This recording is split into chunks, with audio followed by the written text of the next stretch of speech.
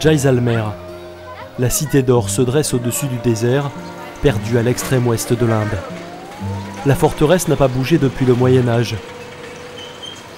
Et les mentalités aussi. Les hommes, depuis des millénaires, s'accrochent à une tradition barbare. Ils tuent leurs filles.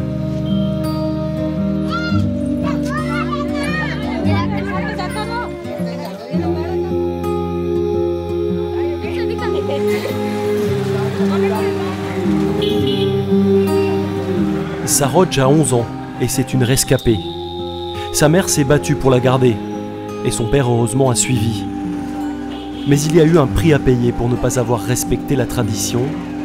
La famille a dû quitter son village. J'aimais pas vivre au village. Il n'y a pas de filles là-bas.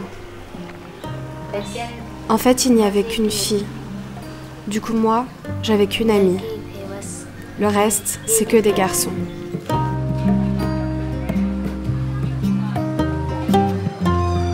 Pour cette société, Saroj, comme beaucoup de filles, est un fardeau. Au Rajasthan, les filles, ça ne travaille pas, ça ne rapporte pas d'argent. Elles ne transmettent pas non plus le nom de la famille. Et puis surtout, un jour, il faut les marier, ces filles. Et ça coûte beaucoup d'argent.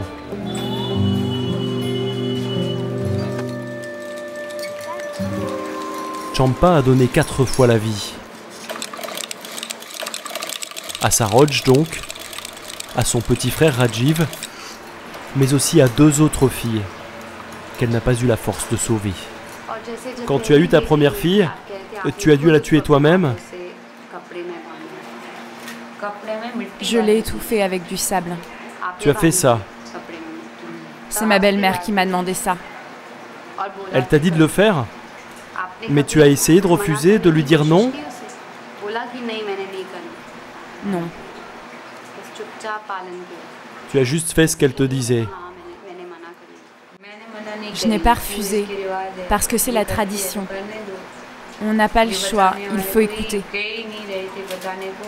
Personne ne peut refuser. J'étais une toute jeune fille, qu'est-ce que je pouvais faire? Tout le monde disait, elle a donné naissance à une fille, on va la tuer. C'est notre tradition. Ils m'ont dit de le faire, et je l'ai fait. Quand ma seconde fille est née, ma belle-sœur et ma belle-mère l'ont prise. Moi, je me suis caché le visage. Je ne voulais pas voir ça. Elles l'ont mise dans une boîte. Elle était nue. Elle n'avait pas d'habit. C'était tout de suite après sa naissance. C'est ce qu'on fait ici. On les met dans une boîte, puis on les recouvre de terre. Ensuite, on les laisse comme ça toute la nuit, les étouffe lentement. Le lendemain, avant le lever du soleil, ils sont venus. Ils ont emporté la boîte et sont partis l'enterrer quelque part. Puis ils sont rentrés, ils ont lavé leurs mains, leurs pieds, et ils ont pris le premier repas de la journée. Elle te manque, ta fille?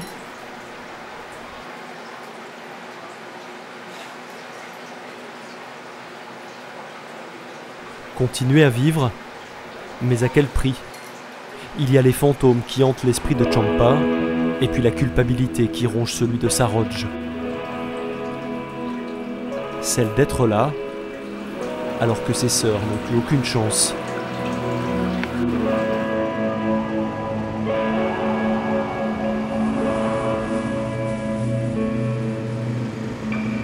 Et puis il y a la vie qui sans cesse rappelle ce souvenir, chaque retour au village qui est douloureux. À mesure que défile le bitume, on rejoint le cœur de la tragédie, le lieu où cette tradition des infanticides prend racine. Ce village, c'est l'un de ceux qui compte aujourd'hui le plus grand déséquilibre entre hommes et femmes de tout le continent indien.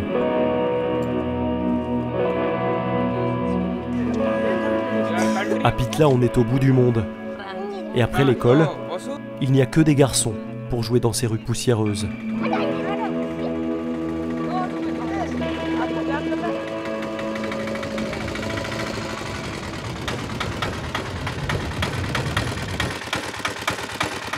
Saroj est de retour. Et aujourd'hui, Champa, sa mère, l'emmène chez la femme qui lui a sauvé la vie. C'était il y a 11 ans. Soyez les bienvenus.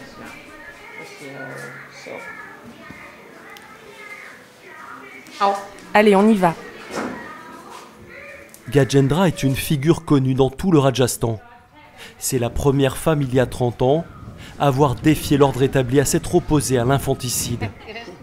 Cette femme d'un milieu aisé est devenue le modèle de milliers de villageoises, comme Champa. Gajendra a toujours dit qu'il fallait sauver les filles.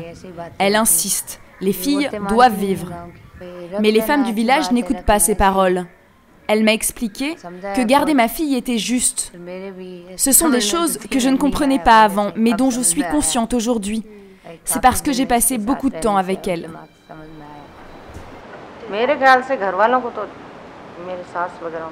Quand ma première fille est née, ma famille n'était pas contente du tout. Ma belle-mère en particulier. Ils se réjouissaient tous à l'idée d'avoir un garçon. Personne, bien sûr, ne m'a dit en face qu'il ne voulait pas garder ma fille. Mais c'est parce que mon mari était à mes côtés qu'elle est vivante aujourd'hui. Il m'a soutenue de toute son autorité et leur a dit « Personne ne fera de problème à ma femme.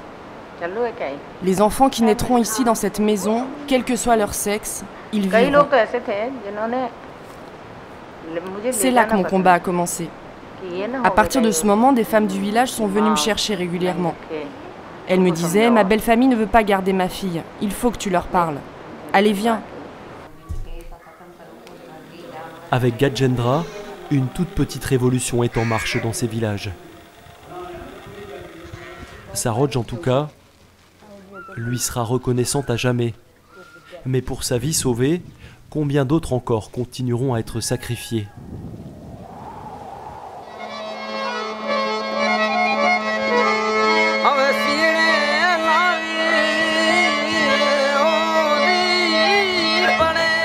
C'est le chant des morts qui plane aujourd'hui au-dessus du village.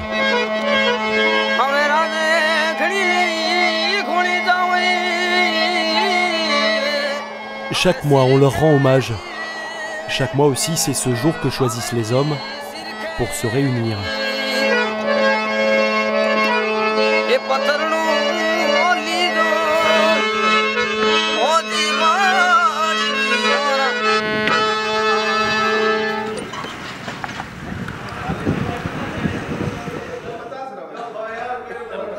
Les panchayats, ce sont des tribunaux populaires, des organisations officiellement interdites, mais qui régissent encore la vie de centaines de millions d'Indiens dans les campagnes. Ici, on s'accroche au pouvoir, tout autant qu'aux traditions.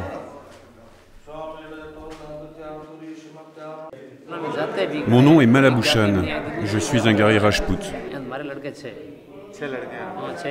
J'ai 6 enfants, tous des garçons. Ils sont mariés et chacun d'entre eux a eu 2 fils. Que des garçons, mais c'est juste de la chance. Nous, les Rajputs, les guerriers du Rajasthan, on est très attachés à la domination des hommes. Si une fille fait des études, elle n'écoutera plus son père et sa mère. Elle voudra alors voir du monde, sortir de la maison. Comment on peut laisser sortir une fille? Si quelqu'un du village la voit traîner dehors, les gens viendront me voir. On a vu ta fille traîner avec des garçons. On sera alors montré du doigt et plus grave, cette fille-là, on ne pourra plus jamais la marier. On a peur de ça. Si elles deviennent l'égale des hommes, elles ne voudront plus travailler à la maison. C'est pour ça que personne ne veut que les filles soient éduquées. Elles pourraient rompre avec notre culture. J'ai déjà vu ça bien des fois et j'en ai tiré mes conclusions. Si on ne garde pas nos filles, c'est parce qu'elles coûtent beaucoup d'argent. Surtout au moment du mariage. Il faut l'équivalent de 15 000 € au moins pour une fille. Alors imaginez si on en avait 3. Les belles familles réclament 8 000 € au moins pour les fiançailles, puis 15 000 € le jour du mariage pour accepter notre fille dans leur famille. Les gens parlent toujours des filles qu'on tue, mais ils ne connaissent pas tous nos problèmes.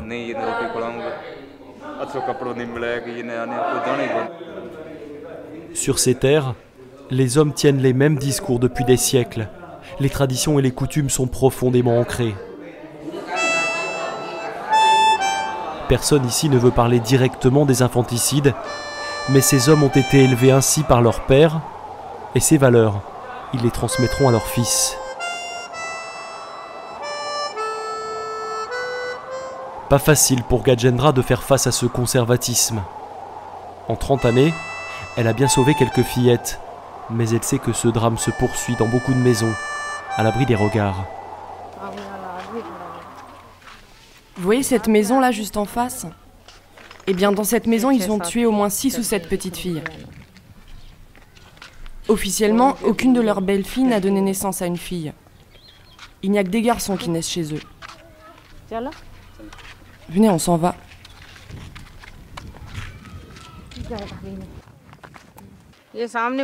Regardez cette haute maison-là. Une fille est née, mais la mère ne voulait pas s'en occuper. Je lui ai dit, tu vas aller en prison si tu te débarrasses de ta fille. Alors elle s'est calmée un certain temps. Quand elle est sortie de l'hôpital et rentrée au village, je suis retournée la voir, puis je suis rentrée me coucher. Le lendemain matin, j'ai appris que sa famille avait tué le bébé. Et alors mon cœur s'est rempli d'amertume.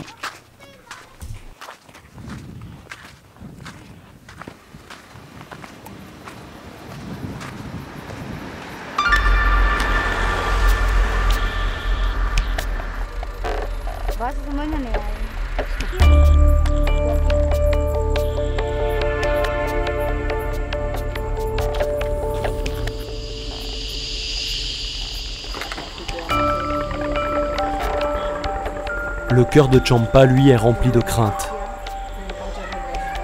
Avec sa fille ce soir, elles ne rentreront pas à la maison.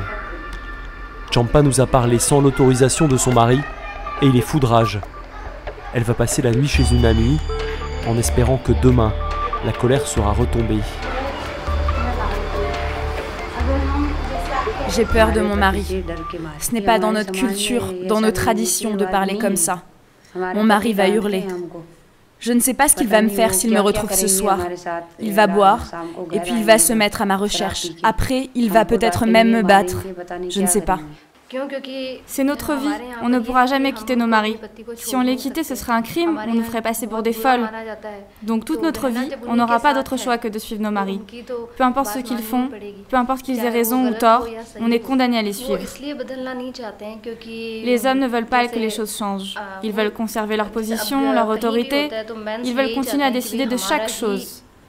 Mais un jour, peut-être, ils se mettront à prendre en considération nos idées. Ce jour-là, ça voudra dire qu'on est libre.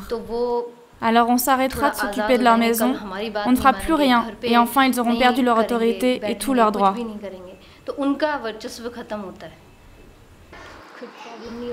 Je ne vais pas avoir de problème, vous êtes sûr?